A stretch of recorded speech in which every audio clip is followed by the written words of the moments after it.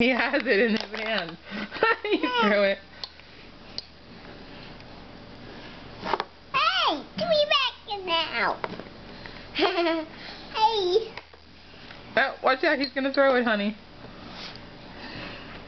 Wow. Okay. Thank you, Jennifer. Give him the spoon? No, not now. You need to put the food closer to him, honey. There you go. Hey. Oh, I think he wants the spoon.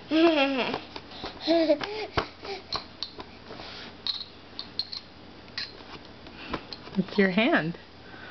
Hand. Fingers.